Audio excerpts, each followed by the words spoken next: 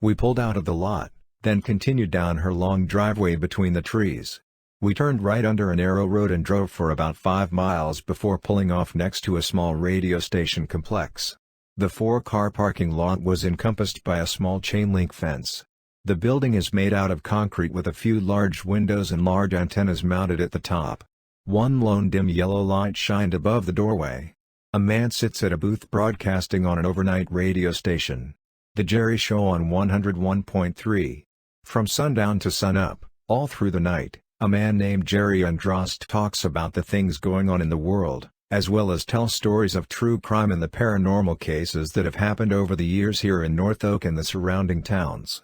The station is mostly for the night shift workers and truck drivers that travel through the range, but it is something I listen to when I cannot sleep. He takes callers at certain hours and talks to them about ghost stories or peculiar occurrences. He will also play music and have friendly debates with guests he has on the show. We kicked out the tape and the player and turned the station over to Jerry's night show. He was talking with a caller that was explaining the coincidences between all the different deaths between the mountain towns of Northridge. The windshield wipers swayed back and forth about every 10 seconds. A thick, dense black cloud had settled in, making the street lamps barely visible. Jake cut up the lines as we sat with the headlights off. Kendall and Ed rolled their windows down so the windows did not fog up too much. We could hear the sounds of the animals roaming the night. A large white owl flew in front of us, landing on a branch overhanging the street. The small cab light emitted a very dim yellow glow that shone just bright enough to see our hands. Snow blanketed the road as well as the trees. The wind howled past our windows as we turned up the heater. Jerry's voice played in the background. "Do you believe her?" Kendall said, turning around looking at us. "I don't know," I responded. "But what she did in there tonight. What she did in there is unexplainable." Jake railed the first line and passed the plate over to Kendall. "Dude, there was someone's hand on my fucking shoulder. It was undeniably something touching me," Jake said, clearing his nostrils. Kendall railed her line and placed the plate back. "I'm going to be honest, that got me incredibly intrigued. Blanca just proved a lot to us," I said before snorting my line. "Yeah man, if anything I'm more interested," Ed said as Ashton railed her line and passed the CD case. "Let's do it," Ashton said, squeezing my hand. Ed passed the CD case back. We pulled back on the road and made our way through North Oak, past Verdict, and back onto Jericho. We went north, up the mountain until we reached the next right. Once we got close to the institution, the street lamps stopped working. Ed, Jake, and I lit our cigarettes as we navigated our way through the potholes. Everyone was pretty excited before we reached the gate. Once we drove up to the parking lot, we noticed a dim red glow coming from one of the buildings. It was the cafeteria of Building 4. We parked outside the vacant lot and walked towards the glow. As we got closer, we began to hear high-pitched singing that had a hollow-like echo. They sounded like they were all female. We made our way to the window of the building, trying to be as silent as possible. There were a little over a dozen women wearing long white gowns standing in a circle facing the center. There were candles lit on the ground with a couple of silhouettes of items I could not make out right away. They were all singing the same continuous, flat tone simultaneously. The pitch got higher, the volume got louder. "You think they would pause to breathe?" Jake said, looking over at me. The women began, running slowly and dancing in a circle around the center. All of the women were still while holding hands. The light from the candles grew a little brighter, now illuminating a large toad and a cat that lay lifeless in the center. Two long sticks pressed into both animals' eye sockets, their stomachs sliced down the middle. A large number of fruits and vegetables lay surrounding the cat and the frog. Paintings and books lean against the outer walls. Some of the women were laughing hysterically, others were singing that same flat tone at the top of their lungs. I began to feel pressure on my hand again. My skin grew cold, I was a little numb. After a few more moments we backed up into the parking lot. Ed took out his own personal journal and began writing things down under the moonlight as we all took out what we needed to get into the buildings. We walked the property in the dark until we reached Building 2. We stopped under a window to see what wrench we needed. Ashton reached into her backpack and grabbed a flask that her and Kendall filled with whiskey. We all took our swigs before trying to get in. Jake and I took out the screws that held up the wood that covered the window. I took the crowbar and prayed off the panel behind it. I cleared out some glass and stepped into a bedroom. I sat in a chair by the bed and put away my wrench and took out my knife and flashlight. Once everyone was in, we started down the main hallway that leads into an open playroom. The shelves still had books in them that were falling apart. Many words were carved into the walls. We did not understand the language. We walked upstairs and into the main gathering hall of the building. "Wait. Hold on. Do you see that?" Jake said aloud. We all looked to the left wall to see a chair mounted upside down on the ceiling. Down the hallway, we walked into room 202. A lamp looked like it was mounted on the wall about 3 feet off the ground. The base of the lamp flush with the wall. Pictures in their frames had been tampered with in every room. In room 217 a coat rack lay seemingly impaled halfway into the floor. A large picture of the sun was painted with a Renaissance accent. Dim eyes stare at the entrance to the room. The next room we found a dead cat that had been decomposing for a while. There were clothes still in the closet. In room 119 a long piece of caulk seemingly stuck into the tile. When Ashton bent down to pick it up, it would not budge, no matter how hard she tried. We walked into room 126 and began taking photos of the beds and toys. We started to hear the sound of something small being dragged on the floor. Almost a screech-like sound. We walked back into the hallway to see that a white line appeared going down a walkway and into one of the rooms. The chalk in room 119 was missing. We followed the chalk line with our flashlights until we got to room 229. A large room with 4 beds, 2 on both sides of the window. I walked over to the drawer and opened it. It was a photo of a little girl with her mom. They were standing side by side outside of an old house. She looked to be about 6. I could hear metal softly clinking together by one of the beds. The moonlight illuminated the claw marks by the windowsill. The wooden backboard has them as well. I pulled off the sheet to find an old dark blood stain in the center of the mattress, rope that had been tied to the bed's frame and each bedpost. Hair and dried flakes of skin embedded in the rope. I walked over to my backpack and grabbed the scanner. Immediately after turning it on, the sound of sobbing echoed through the halls. Ashton's eyes began to water as we listened for a few minutes.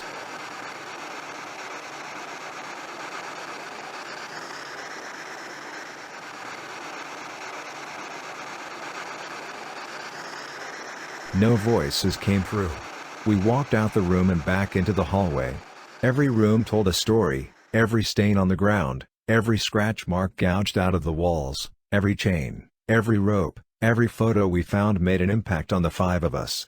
We climbed the stairwell and made our way through every room. Building number 5 and building number 6 told the same story. Every picture on the wall of building 5 was on the floor. When we flipped some of them over, we noticed the eyes were scratched out. Broken radios lay on the floor, next to ripped gowns and rotten shoes. Wheelchairs and IV stands lined the hallway. We took out the spirit box and turned it on.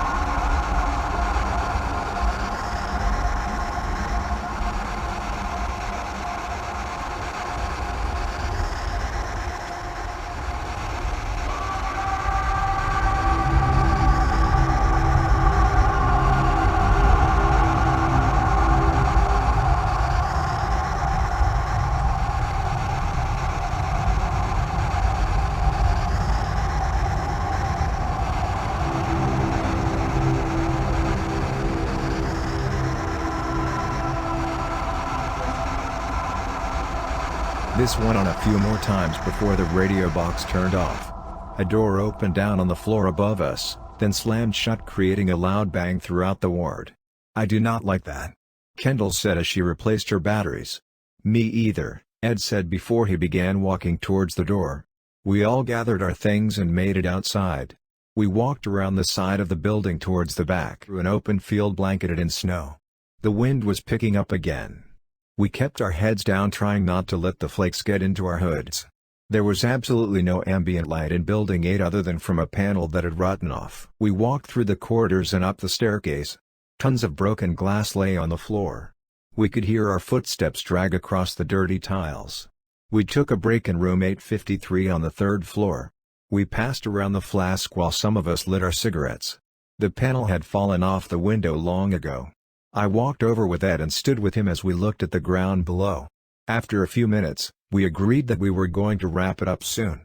Our flashlights' batteries were noticeably fading. Our bulbs were becoming dim. We walked down the hallway and to the top of the curved staircase.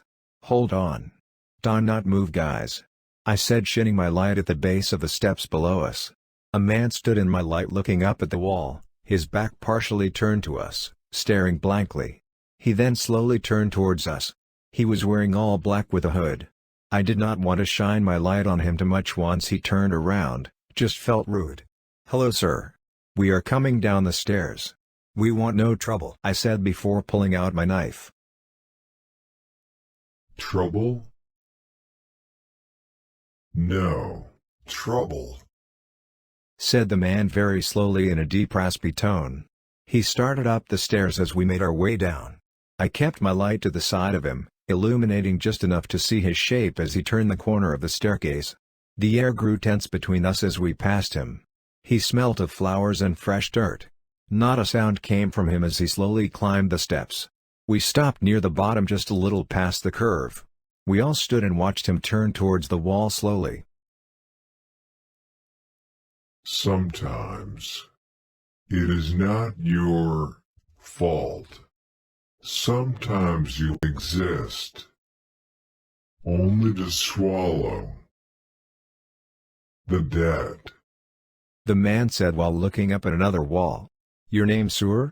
Ed asked with a shake in his voice. "Jim," he said calmly before reaching the top of the stairs. "You should not be here, Forrest," the figure added. "Why are you here?" Ashton asked aloud. "You know," the voice said while them all walking away. We walked quickly down the stairs and out of the building. We then turned off our flashlights and walked across the property and to a nearby table outside of Building 4 to catch our breaths. We all passed around the flask as some of us lit cigarettes. The glow from the candles inside the cafeteria could be seen from where we were. Eventually, we got up and walked towards the cafeteria window. Only half of the candles remained lit. The area where they were before is empty. We walked towards the Jeep after realizing our flashlights were not turning on. We climbed into our seats as fast as we could and pulled out of the parking lot onto Hallow Drive. After about half a mile, we pulled off to calm our thoughts once again. We were all very worked up, as well as confused. Kendall began to cry a little bit to herself. Jake did his best he could to calm her. Ashton lit another cigarette as Ed and I passed the flask back and forth. We all did not have much to say. We were all absorbing the night in our own way. Ashton grabbed my hand and looked over with a look of true concern. Her eyes began to water as she brought her forehead to my shoulder. I felt the same way as her. Truly I did. Every bit of me wanted to show how much my insides were turning, but right now, I cannot. After a few moments, we pulled back onto the road and continued down the narrow path. Jake turned the station over to the Jerry Show. He was talking to another caller. After we rounded a corner, Ed noticed something ahead of us. "What the fuck?" he said after he took a drag of his cigarette. We looked forward to see a large animal in the distance. We could not see much through the fog. "I swear there is something ahead of us, Jake, keep going a little further," Ed said, leaning forward in his seat. About 150 feet ahead of us a large elk was hung by a rope that had been tied to the antlers. Its neck is crooked, the nose pointed at the sky. The trees are very tall in this part of the range, with the lowest branch sometimes 40 to 50 feet above the road.